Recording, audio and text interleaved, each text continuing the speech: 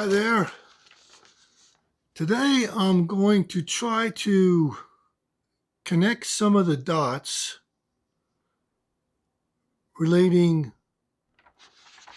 the COVID-19 to cancer, to longevity, and specifically to my experience trying to combat a rising PSA since 2013.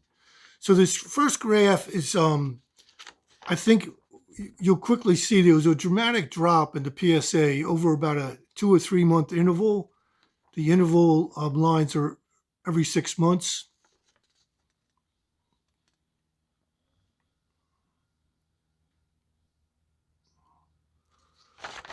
So I think one of the amazing things I always find this is the third time I had to see urologists, is when this happens, the PSA comes down dramatically. They have no interest at all in what I did. They don't say, well, what did you take? What supplements? I don't know what they're thinking. Maybe they think it's just coincidence. There's some of them they're so convinced that there's nothing that can be done, with natural supplements. Well, anyway, this was my first incident, was in 2013. I didn't want to do a biopsy. I said, let me try some supplements. I found some reliable sources online. William Falloon had a lot of valuable advice, and I forget how many supplements. There were like 6 or 8 or 10. I bought some of the products that were available, and you can see it quickly came down about 20%. And then over the next couple of years, it gradually came up.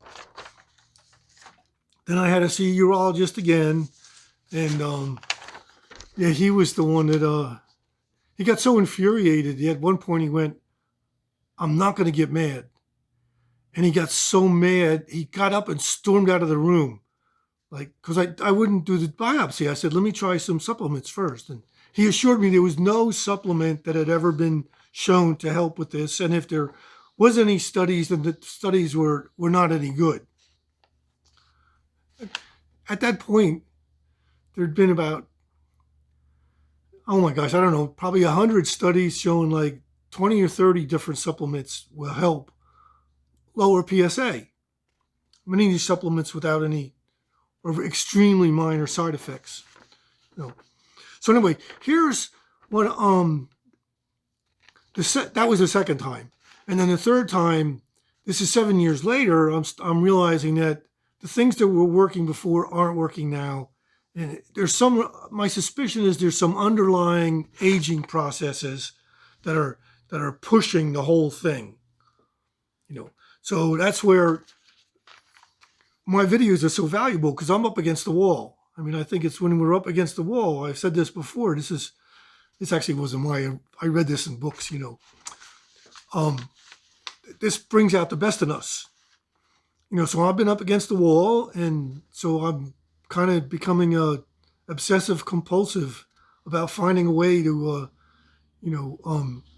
get at these underlying aging factors that are driving this whole process. So anyway, here's the most recent data at the very bottom, and I've worked up some graphs in Excel. I'm starting to make some progress learning Excel. I still haven't learned PowerPoint, but so here's the most recent graph. I'll hold it up for a minute, and then if people need to stop and scroll backwards, they can get in more in tune with what I'm talking about here, what I'm trying to share.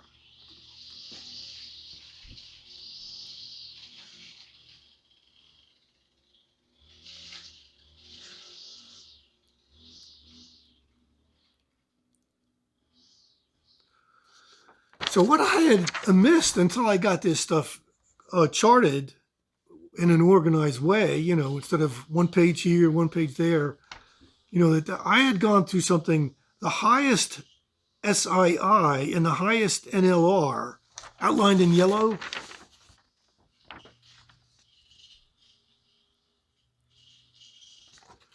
They were actually, that was in December 2018. And then in August, the SII had dropped to its lowest level that I've ever had, and the NLR had dropped to its lowest level I ever had.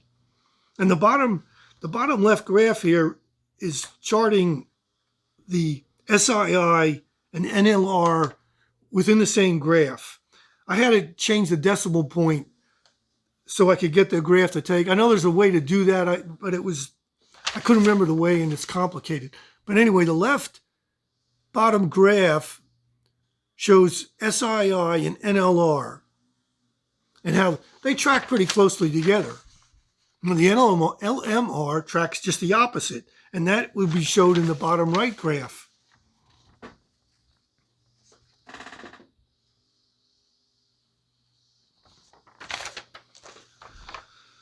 So I had the highest and the lowest from December to August 2018. What did I do? Well, fortunately, I remember what I did. I tripled the dosage of the Longvita I was taking. Longvita is an enhanced version of curcumin that was developed by the Alzheimer lab at UCLA when they got a grant. And they found a way to modify the curcumin so not only is it more bioavailable to pass from the intestine into the bloodstream, but it'll pass through the blood-brain barrier and get into the brain and help prevent Alzheimer's, prevent dementia, helps reduce inflammation in the brain itself. So I tripled the dosage of Longvita in that interval, which is pretty expensive. And I also doubled the dose of pycnogenol. That's an extract made from a marine bark, a pine tree in, I think in France. I think it's a coastal bark. Marine, I think. I'm pretty sure. I'm not positive on it. But anyway, I doubled the dose, and that's pretty expensive. That's one of the most expensive ones, the pycnogenol. And then gradually over the next couple years, I tried finding other ways that were cheaper, I started buying curcumin at 95% and making a liposomal myself.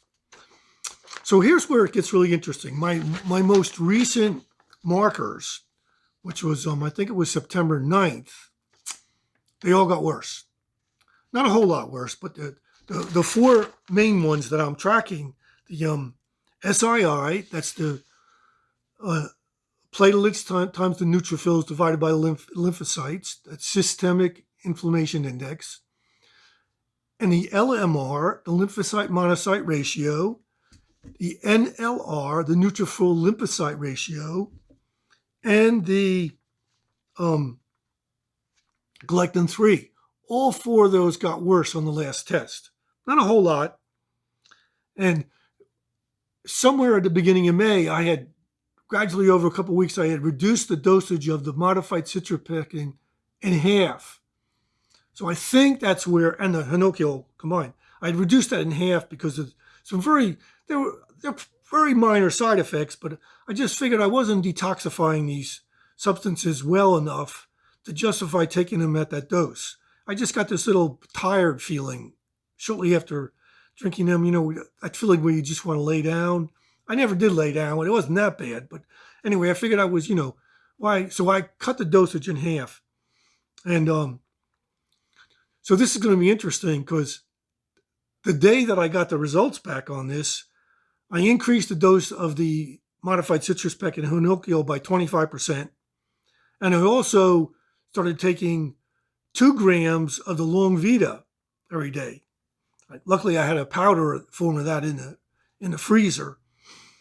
And so I heard such good reports from a medical center here in Baltimore from somebody at one of the gyms where I work out that I went there yesterday, and they took a really comprehensive blood panel, including not the galectin-3, but the CBC test. So I'll have those 3 markers hopefully within the next 3 or 4 days, and so we'll see how quickly this is responding. So I need to go into all these details because this may be the most cutting edge information we can make use of that reliably, with very low risk of side effects, can help us with the COVID-19 and help us with cancer and help us with longevity.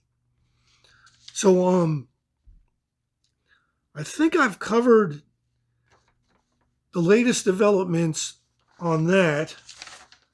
Now, I'm going to go into some detail on some of my markers because I'm hoping that other people will get involved in this and they'll start going through their records and graphing things and looking for some kind of pattern, because sometimes we can find a pattern that other people are missing. Now, here, I'm just going to hold this up for a minute. This is describing what are those different blood tests, the CBC. This is in relation to osteoporosis. And this doctor, I still haven't got his name here. He wrote a book, though. It's The Whole Body Approach to Osteoporosis. Well, he's reviewed all these markers in terms of how they affect osteoporosis. So this saves us a lot of time. He's reviewed these markers. He has a good idea of what they represent, how they can be utilized. So I'm just going to hold this up for a minute, and then I'll turn it over, and then this is archived.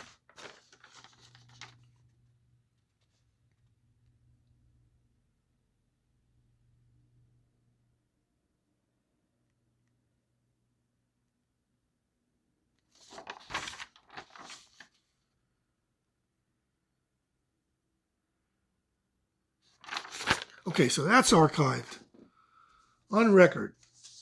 Now, I'm going to go through some of this gets pretty interesting because the intervention that I did in January, which was I did the intervention with the modified citrospectin and hinoquiol at a pretty high dose. I think I was taking 15 grams a day for either 3 days or 5 days. And then I think I lowered it down to 10 grams a day. So that's probably the highest. Well, we can see,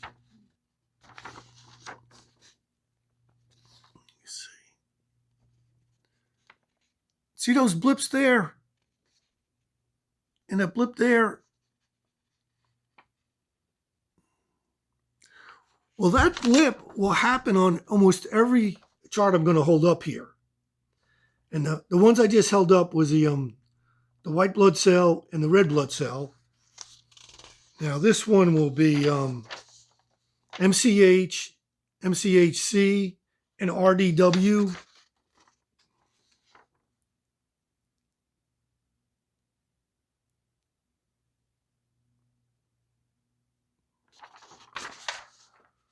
And then this one will be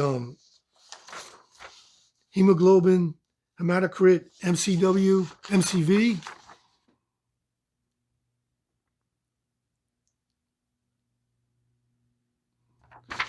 See, so if other people try this intervention, to try and improve their inflammatory markers and improve their galectin-3 and probably improve the function of their immune system by doing that,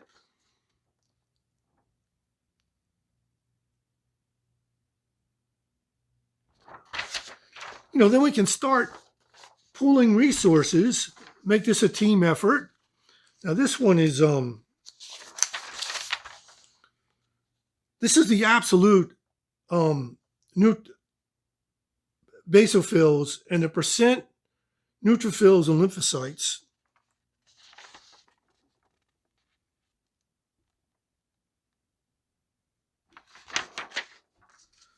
This one will be the absolute lymphocytes, absolute monocytes, and absolute eosinophils. Now pay attention to the bottom one, the eosinophils. Now this is the absolute. And now here's at the top will be in the middle will be the percentage eosinophils, which is almost identical to the absolute.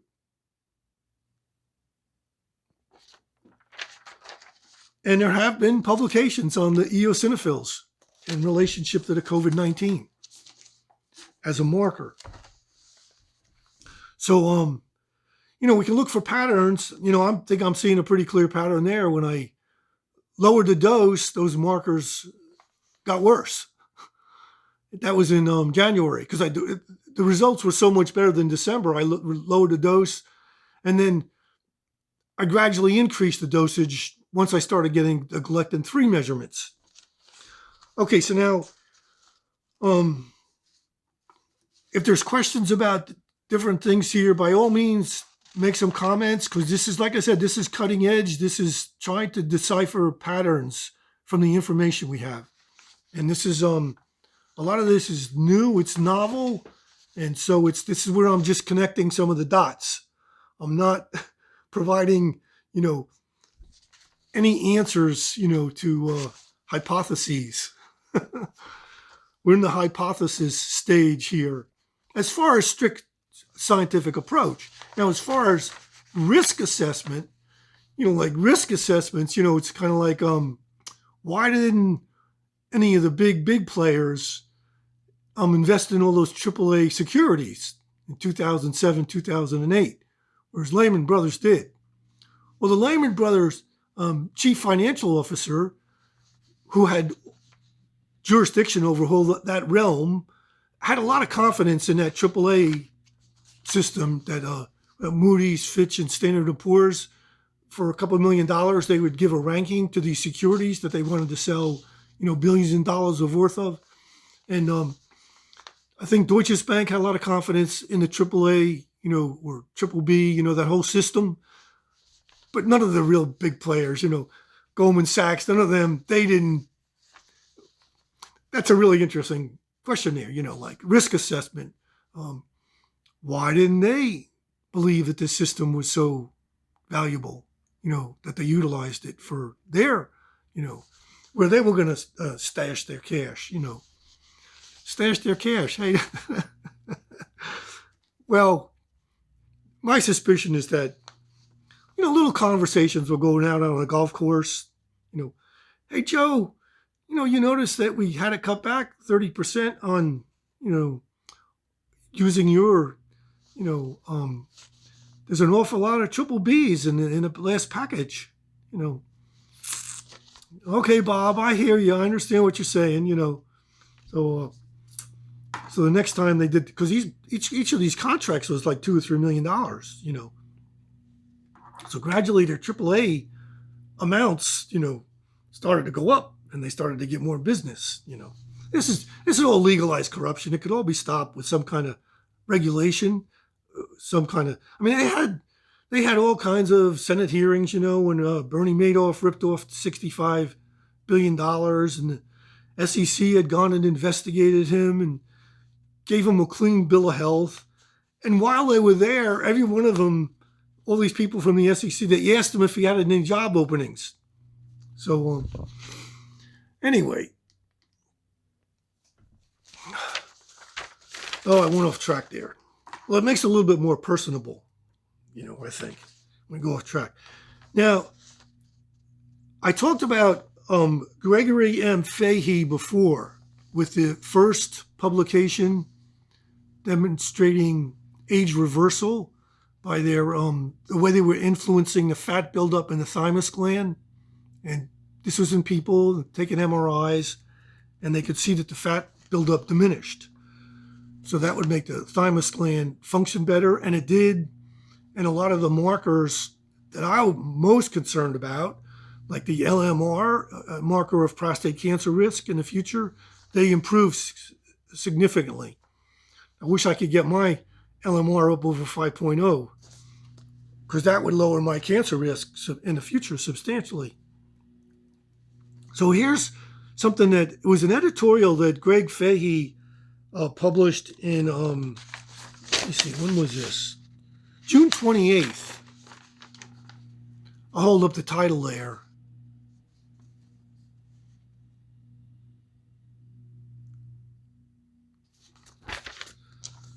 So reversing immunosenescence for prevention of COVID-19. And immunosenescence is just it's the age-related decline of immune competence. So that's a big word. The scientists, they have to come up with all these. Well, no, they need precise words, so they all know exactly what each other are talking about. So the primary reason advanced age increases susceptibility to COVID-19 and all other infectious diseases is an age-related decline of immune competence or immunosenescence. Then, in the elderly, generation of a similar response is presumably more difficult due to the tendency of COVID-19 to influence a profound depression of circulating total T cells, CD8 T cells, and also NK cells, and an increase in functionally exhausted T cells in the presence of pre-existing deficits in T cell receptor repertoire. And he's got 7 references in this editorial. I did go to a couple of them, and they're really, really useful. I'm going to eventually go through all of them, and I'll report on that at another time. Mostly, I just want to. Greg Fahy, like, when he talks, listen, pay attention now out there. Interestingly, the first demonstration of thymus regeneration in humans were inspired by the T cell depleting effects of the HIV virus, rather reminiscent of the effect of SARS-CoV-2, and those demonstrations were successful in improving T cell levels despite ongoing viral infection. There's a reference for that. I got to look that one up. That's number 6. T cell repletion by thymus regeneration could also be long-lasting. In the case of SARS-CoV-1, which is closely related, virus-specific CD8 T cells have been shown to be able to persist for at least 11 years post-infection. I think I saw something about 17 years, the T cells. Thymic involution also brings with it reduced production of thymic hormones such as thymosin alpha 1. That's the one I was talking about, the thymosin alpha 1.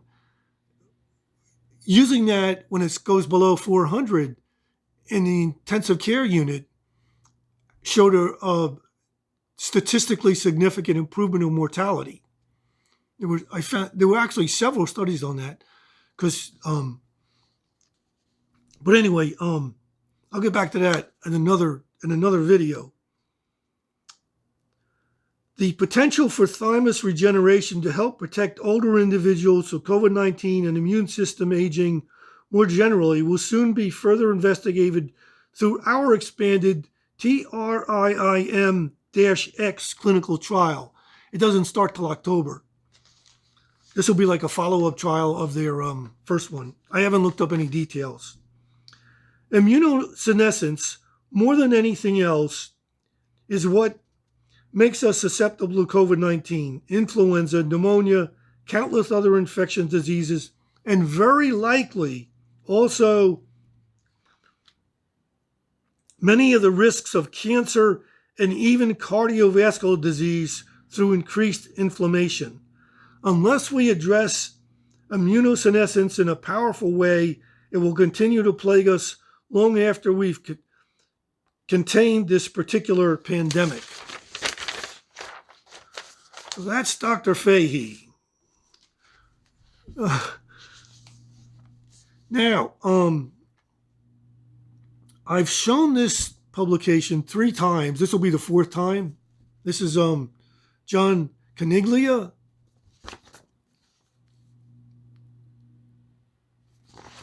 And he doesn't mention modified citrus pectin in this publication. But let me see.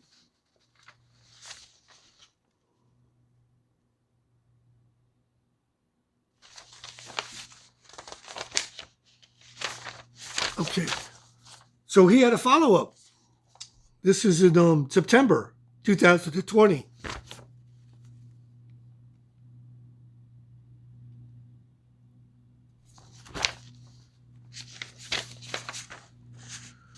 Okay, let's see what places I haven't. Here's I'm just going to read a little bit of this.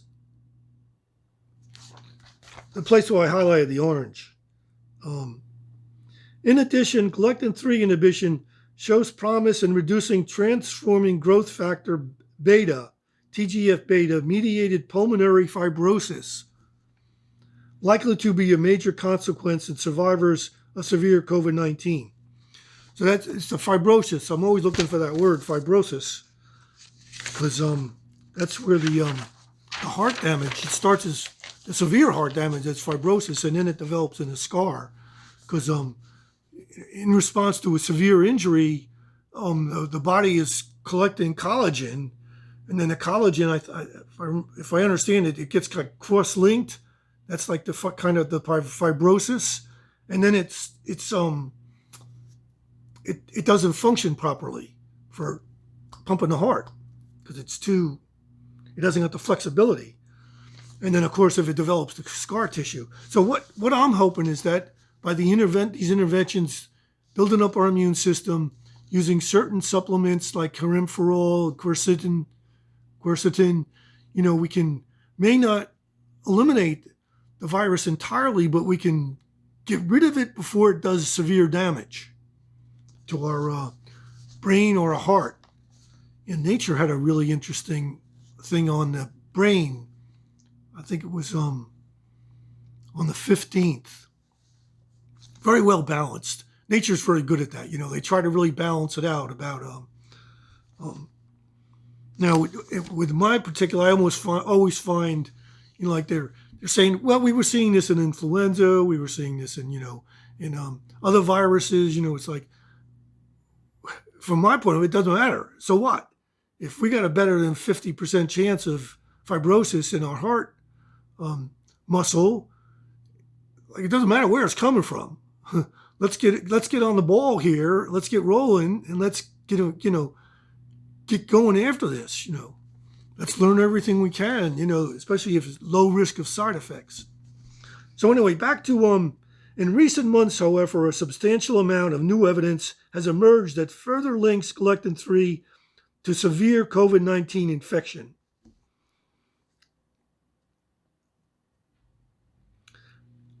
And to detail a further potential role for anti-galectin therapy in reducing post-infection pulmonary fibrosis.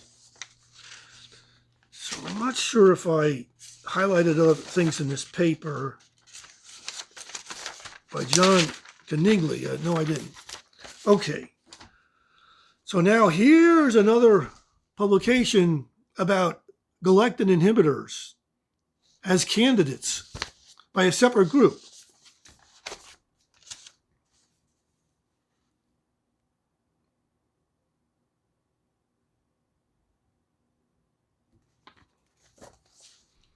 This was August 5th. See if I've highlighted anything in here in orange. That means I should probably read it. No. But anyway, so there are other scientists that are investigating this. Now this one really they actually used modified citrospectin in this publication.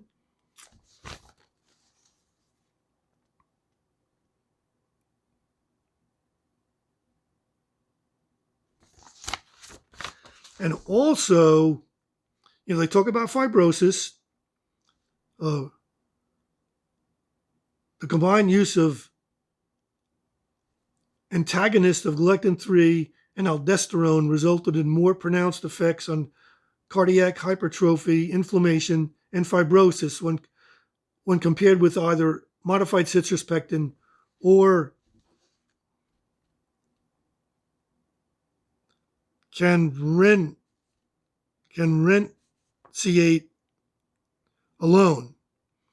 Inhibition of galectin-3 and aldosterone can reverse Isoproterenol-Induced left ventricular dysfunction by reducing myocardial inflammation and fibrogenesis. There's the fibroids again.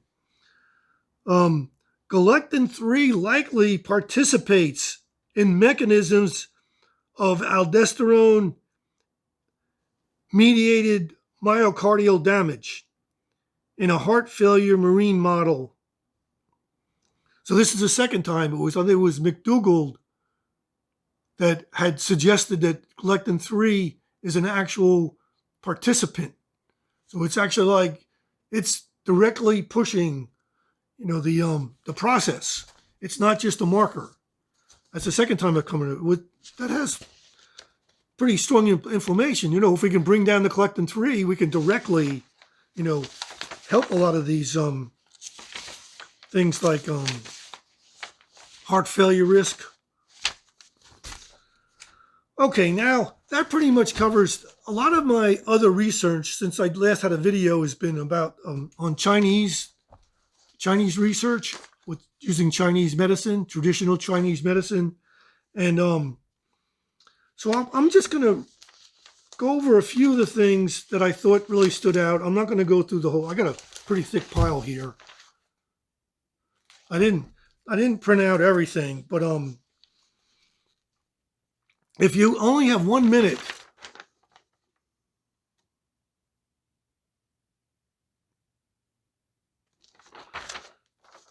look up quercetin and camphorol, because they're not going into the receptor and blocking it. They have something to do with blocking the enzymes that the virus needs to replicate. So that's pretty interesting because apparently, if I remember right from early in the spring, there was just blocking that receptor, which is used for other things, can cause some major problems. So now if you have 2 minutes to spare, here's 6 supplements to look into.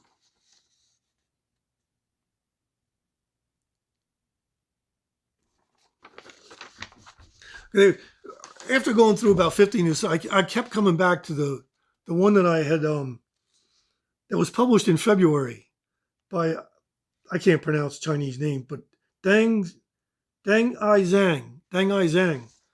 And I got 3 publications of his here. He's really got a knack for, but anyway, within his one publication, they had narrowed it down to 13 herbs and 13 compounds.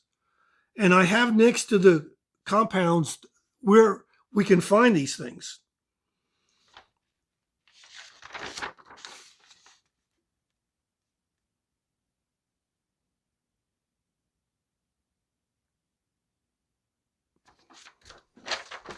So now 3 of them have the Salvia miltiorrhiza.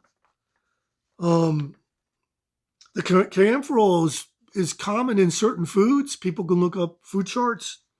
The lignin, I make flaxseed muffins. I get the lignin in flaxseed muffins. The C-cis feral oil tyramine is from goji berries. Quercetin is always try to get something that's been liposomal in some way enhanced with the quercetin to improve the bioavailability. The sugiol, that they're extracting that from the bark of several species of juniper. The one I can think is, I think it's Formosa. That would be Taiwan. And then there's betulinic acid. This is interesting. Betulinic acid or betulin is from the chaga mushrooms. And I buy the mushrooms dried. They've been used for like 6,000 years. I think that the Druids used to use them in Great Britain like 6,000 years ago because they have regenerative properties. So and it makes absolutely, it tastes like a mild, delicious Coke. Actually, I may have discovered the secret ingredient of Coke. And Pepsi is Poo Air tea has a similar flavor. So maybe their secret has been discovered by Ed.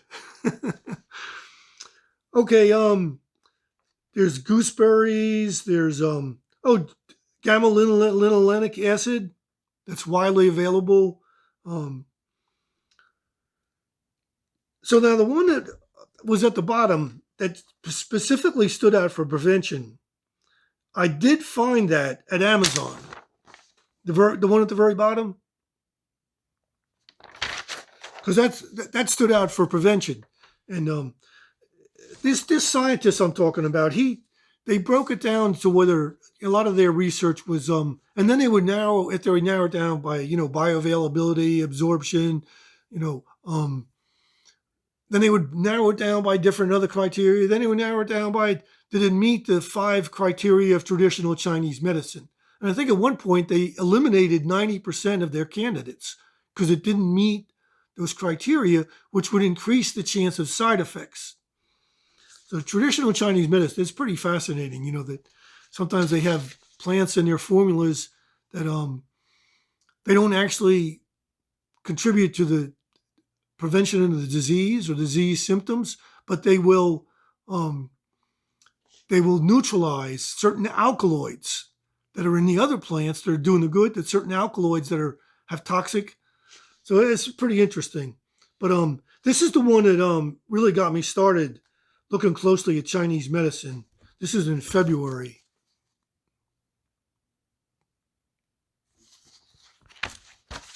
And then I think about a month or 2 months later, in April, him and his group had another publication examining closely a particular formula that had passed through seven revisions of the Chinese guidelines, and this formula was included each time. They kept including it.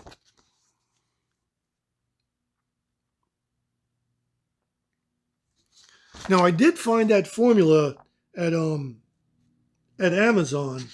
I forget the name of it in Chinese, but anyway, it's let me see if I hit anything in orange here. Yeah, our examination into this formula's constituents showed that LCTE contains at least 2 compounds, camphorol and quercetin, that may directly inhibit the COVID-19 causing pathogen SARS-CoV-2.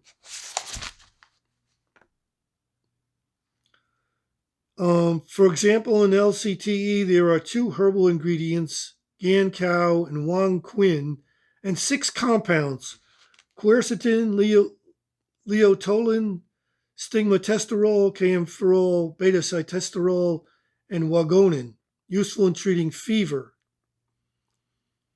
Now, they have some supplements, too, where they actually show what proteins each compound. I downloaded the supplements, but maybe someday I'll have time to see if... Oh, only 10% of the compounds pass the ADME filtration test, Table 1, indicating that when LCTE is administered as traditional Chinese medicine, the number of bioactive compounds that enter the body is relatively small.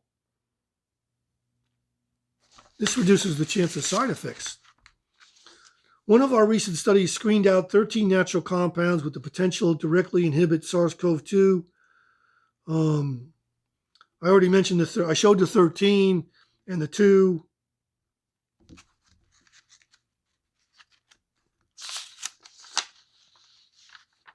Oh, these results indicate that LCTE may specifically target proteins closely related to the symptoms of disease, especially high occurrence symptoms such as fever, cough, and fatigue.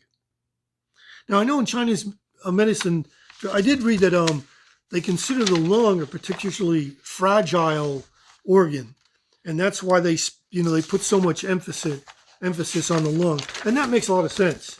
That it's one of the most. Now, one of his publications wound up in Nature in August.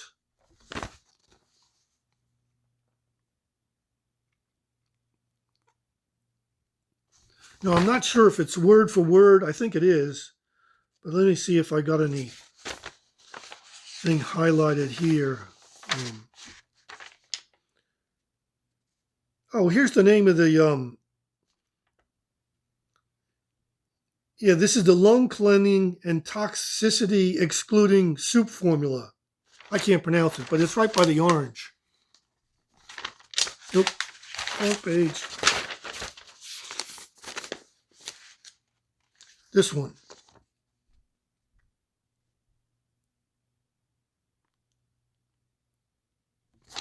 So now we got the Chinese name of the formula. Our work shows that two of the main compounds contained it have the potential to directly inhibit CARS2, and that most of the active constituents compounds are anti-inflammatory. Oh, now I know somewhere I highlighted the specific what those two compounds, the enzymes that they interfere with, but I lost track of it somehow. I should have put it in orange. Maybe next time, because that'd be interesting to look into. Let's see what else we got here.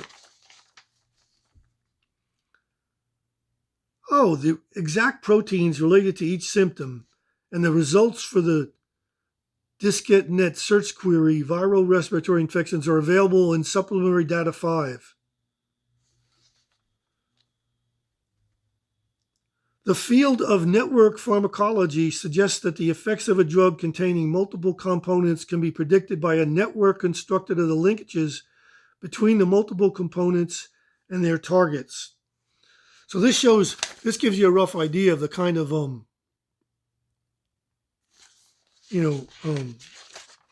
methodology they use to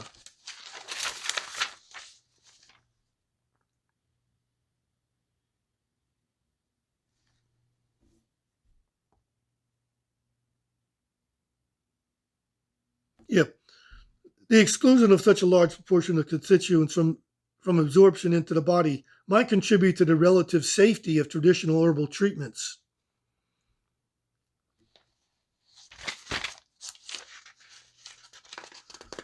So I think this is the last paper I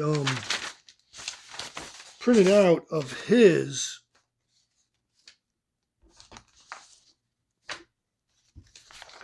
Now, this is one that's showing me some of the charts on the MR. They actually collected data on, I think it was like 30 or 40,000 people. And then healthy adults. So we can get a sense of what the markers, this is from July, what the markers are in a large cohort of 26,000 male and 11,000 female. So here's a few of the things like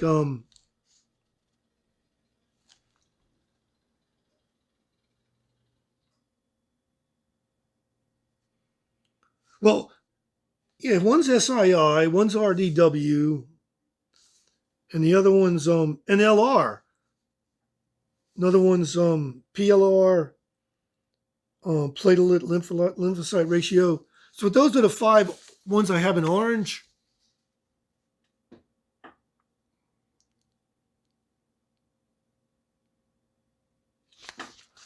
So that gives us an idea, that some of them range. The ones that I have in yellow are the ones I'm talking about.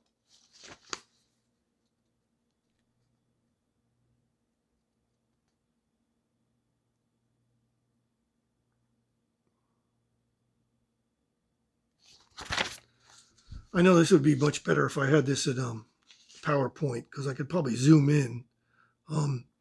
Like the BMI, there was a 17% increase. It looks like below 30, the BMI is not a risk factor for mortality. But if I remember right, from one of the studies, mortality was increased 12 times at the higher BMI. And then the range of the NLR from 0.86 to 3.45, and then from 51 to 60, it's 0.89 to 4.27. And then SII, the range is 171 to 998. And I think if I remember right from earlier, my SII at one point, the yellow in the middle there, my SII was over 900.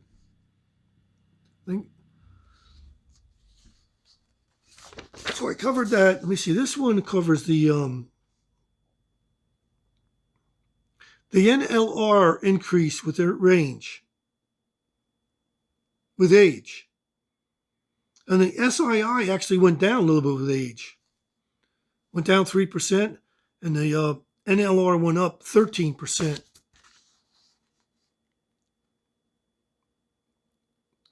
Just to give an idea of hopefully a freewheeling approach to this, like just kind of looking for some kind of pattern that may have been, maybe a particular relevance in a particular situation. And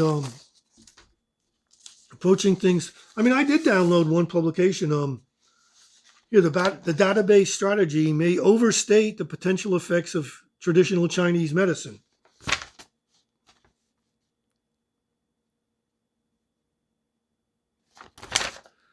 And then even in their contrary section, they'd list 5 herbs here and 4 herbs here. So I got to look into them because they may say, well, maybe these herbs are an exception. I don't know. I didn't read it deeply enough, but it was really short.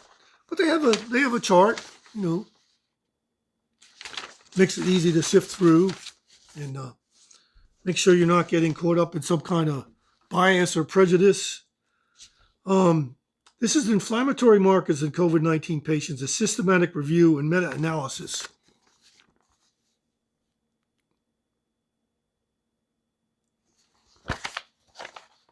And I think I'm going to make this the last one because, I have a pile more, but I'll save the Chinese research for more details. An increase of the NLR is common among patients with COVID-19, especially in the severe cases. COVID-19 damages lymphocytes and the immune system. It has been suggested that NLR is the most significant factor affecting the severe illness incidence, and it has significant predictive value. So that's from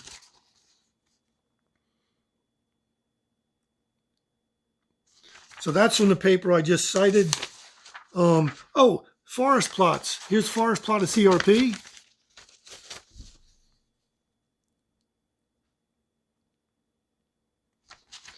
And then here's forest plot of NLR.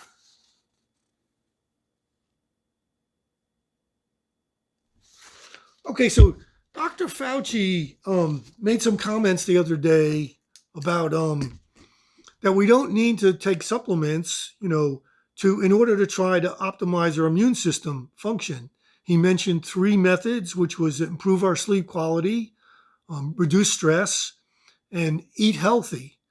And for many people, that may be all it takes.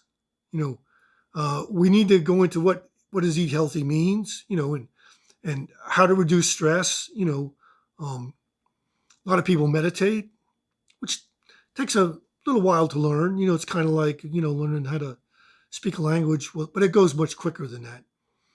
I think it only took me 2 or 3 attempts before I felt like I was in a meditative state. And then the sleep, that's something I've worked on for years because I worked shift work for a lot of years. And I would go on that 11-7 shift for 7 days and then go on a daylight shift and then on the 3 to 11 shift. My sleep is still messed up. So I think the most progress I've made lately is besides wearing blue blocker glasses when it gets dark, because we're evolved to be in sync with the sun, is to I'm starting to go to sleep when the sun goes down and get up when it goes up. And according to my Fitbit, my sleep improved like maybe 5 or 10 points during the 4 or 5 days that I did that. So it isn't excellent, but improved from to good. So Dr. Fauci. Now it's funny. Like the next day, Dr.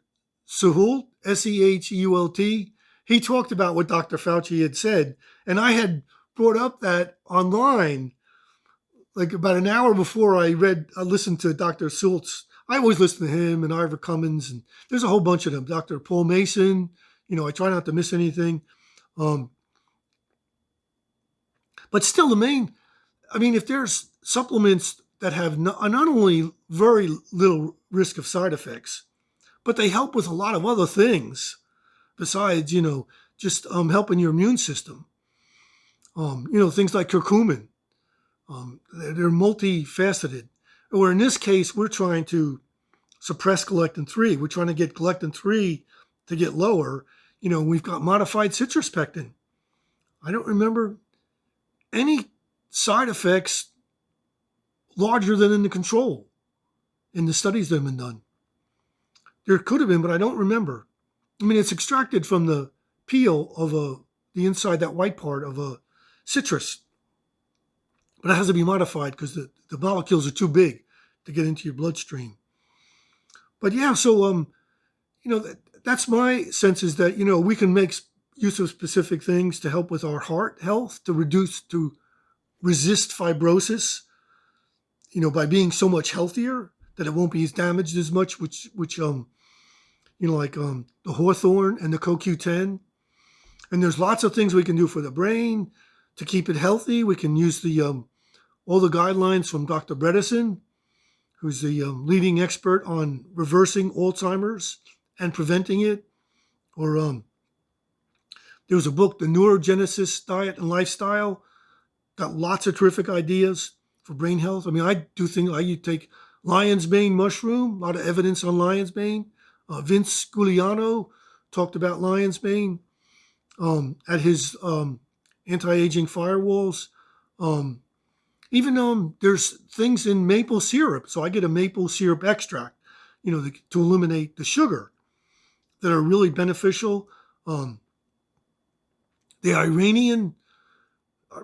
got some really good scientists. The Iranian study about the ancient Persians used to use walnut, almonds, and hazelnuts to treat Alzheimer's.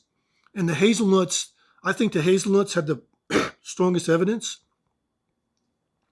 So I have hazelnut extract, which is it's not a particularly pleasant flavor. I have walnut extract. Boy, an almond extract. You can use almond extract in cooking, but boy, is it strong. And also I have hazelnuts and walnuts, and I chopped up and put in various things, like my muffins or my homemade ice cream. So that's another thing. I haven't talked enough about losing weight, because we can see very clearly the BMI. Now, it may be that as soon as you start losing weight, your immune system starts improving. So it may not be the actual, it may not be that you need to lose 50 pounds. It may be that just once you start lowering the BMI, the immune system is functioning normally. That's a possibility. So, doing things like making use of the keto diet, the ketogenic diet, by having healthy fats, your appetite and satiety will become normal. So within a short period of time, you'll find it easy to eat one meal a day. It's a snap. I've been doing it for 4.5 years. As long as I'm eating the healthy fats, that they're constantly being utilized. Those ketone bodies are around and everything's going normal. The body says, okay, and everything's fine. You don't need to eat. You're not hungry. And then it kind of gets to be fun. I think I talked about this before, because it's like a habit. You got these mental habits. And then it's kind of like funny, because you're saying, well, why the heck did I get out of bag of pistachios? I'm not even hungry. So and then sometimes your appetite becomes so low, it's actually the idea of eating it. It's repulsive. You couldn't stand the idea of eating anything, for like 24 hours. So anyway, I hope I ended this on a little bit of a hopeful note here, a little bit of a positive note. Thank you for listening.